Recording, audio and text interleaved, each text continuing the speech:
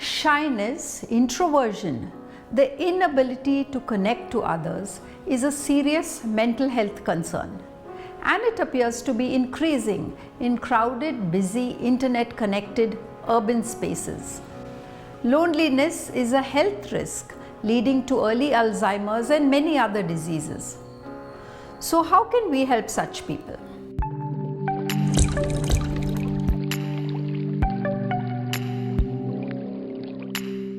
Hello and welcome to Navigate with Kalpana. It all started with a phone call. A woman in tears said that she wanted me to help her brother. I can no longer bear to think of the way he lives. He is a good person. I am trying to help him, but I can't do anything more for him. I have tried my best. Please, can you make time to meet him? I will bring him to you. I asked the woman on the phone if her brother knew that she was making this appointment for him, and she said yes, that he had finally relented to seeking help. He was older to her by a few years, but for the past few months she had been playing mom to him. Along with her own family responsibilities of home, husband and 2 young children, she felt distraught and helpless. It seemed as though reaching out to me was her last hope. From this brief conversation, I gathered that he was living alone, was sad, depressed, and was not taking care of himself. Now that is a good description for a lot of young men, working hard, living away from home, unable and untrained for self-care. Most women who are their contemporaries will manage better. From a young age, girls are taught to take care of themselves and others. Most do not have moms and siblings running around tending to their every need. Many boys do grow up with these privileges. A friend once used the expression, "Ghee ka laddu." Boys are considered precious, full of potential and needed careful tending to ensure they don't fall apart. But living in the real world is another story. Keeping a room clean, cooking a simple meal, tending to laundry and having time to enjoy social activities is too much for too many. The brother, let's call him Ravi, not his real name, arrived on time for his appointment. Tall, dark, handsome, trim, athletic, and an engineer working in a multinational, Ravi was quite different from the emotional wreck I was expecting. It was difficult for me to get Ravi to talk about his personal life. It was not that he was unwilling, he was almost unable to speak about himself. So we decided on a question and answer pattern, and I got some idea of what his life and some of the issues he was facing were. Needless to say, difficulty communicating at a personal level was one of them. Ravi had been married twice, and the second divorce was in progress. Both women had left him, complaining he was cold and withdrawn. The second breakup was even more painful as it involved a child.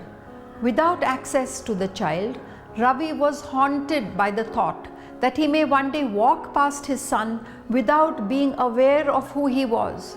He was heartbroken at the loss of a wife and now a child. He started fantasizing about going back to his first wife, as she was the one he really loved. Ravi is an introvert.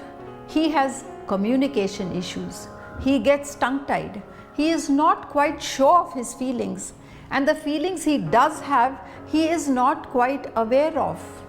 At any rate, he is unable to express pretty much anything. He has no friends. He is lonely. At work though, Ravi is doing very well. He is in a problem-solving technical field. He never loses his cool.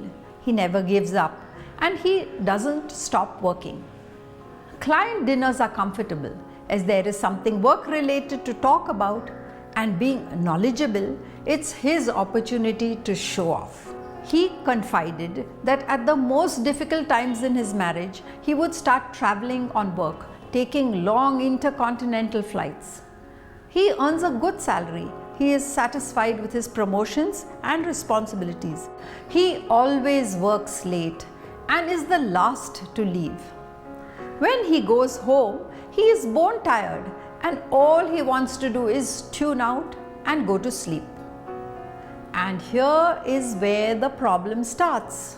When he goes home, the wife wants a conversation, a trip out for groceries, a meal, a social event, a cuddle, sex.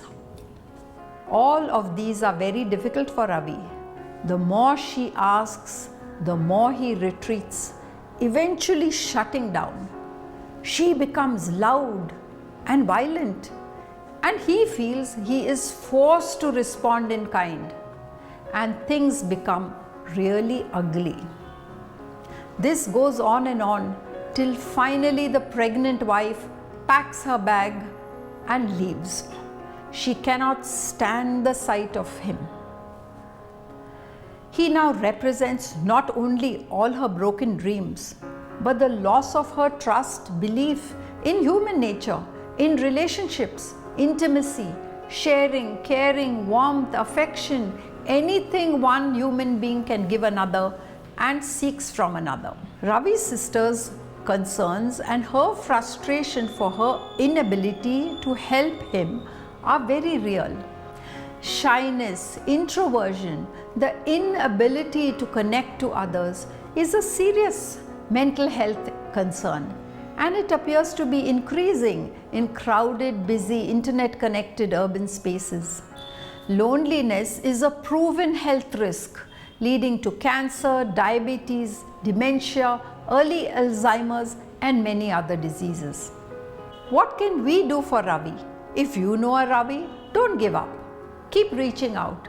Somewhere you can make a dent in the barrier that prevents Ravi from being connected and empathetic to others. Talk to him as though he were really listening. Include him in social activities. Help him. Try to save him. Find out if there are support groups that connect to such individuals. Some persons who may have made it their mission in life to connect with the Ravis of this world. But somewhere in this episode, I do have a cautionary word for the sister. Do only as much as you comfortably can. Don't expect any results. Help, but don't try to rescue at the cost of your own and your family's well-being. At the end of the day, we are each responsible for how we choose to live our lives, and even Ravi is making a choice.